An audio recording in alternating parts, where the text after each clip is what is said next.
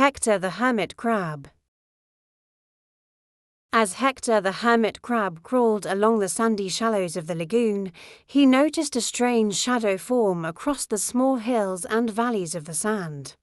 It got bigger and bigger and bigger. What a great catch!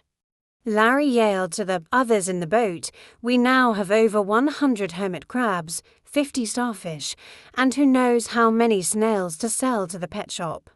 Let's go and deliver our precious cargo." About 1 week later, Tammy and Jimmy were shopping with their mom at a new plaza that had just opened in their town. It was a nice plaza and built just across the street from a small beach, a lagoon, and the big, blue, beautiful ocean. They liked to shop with their mom, but today was different. All of the stores were new and their mom was shopping for a special gift and had told them that they couldn't buy anything. They weren't bored, but they were definitely not happy. Jimmy mumbled as they walked to double quotes another shoe store. "Oh look, more dresses, pots and pans, just what I need." "Jimmy," Tammy said, "it's hard enough as it is without listening to you complain. I don't like being here any more than you, but you don't hear me grumbling. What are you doing now?" Jimmy asked. Their mom smiled and just kept on walking through the maze of stores. "We're almost there," she said. "Almost where?"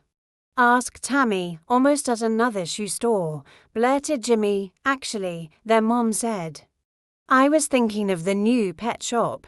It's supposed to be the best in the area. It has a giant aquarium with all kinds of fish, even a shark. There are birds, dogs, cats, lizards and more. It's almost like a zoo. I thought you two could spend some time there while I got that special gift." Well, this changed everything. Tammy and Jimmy were now excited and couldn't wait to get to the pet shop. As they went around the next corner, there it was. A huge door with a giant sign, "The Amazing Animal Emporium." As they walked through the door, they couldn't believe their eyes. There, right in the middle of the store, was an aquarium that was bigger than any swimming pool they had ever seen. They walked around and peered into the water and saw all sorts of creatures. "Look at all the clownfish," Tammy said. "Well, they better swim fast. Look at that shark," Jimmy replied. Oh, they were amazed. There seemed to be every type of fish and sea creature right in the middle of the store. This truly was an amazing pet shop. "Let's see what else is here," yelled Jimmy as he walked off to explore. They were amazed at the animals that were for sale, and each type of animal had its own room.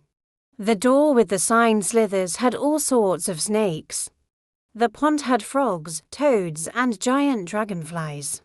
Arachnoland had spiders and chirps had hundreds of different birds. There were rooms for cats, dogs, hogs, and more. "I wonder what's in little critters," Tammy said. "There's only one way to find out," Jimmy replied as they walked in together. As they looked at all the small and sometimes unusual animals, they were amazed that people had these as pets. There were mice, chipmunks, moles, starfish, snails, clams, beetles, and all things small. "Look at this," squealed Tammy, "a hermit crab." "Cool," replied Jimmy. Although the crab didn't do much, they watched with fascination as it crawled over the sand and rocks. Once in a while, it would start to come out of its shell and then quickly pop back in and cover its face with its giant claw. "He's looking for a new and bigger shell for his home," said their mom. "I'm glad I was able to find you too. This place is big."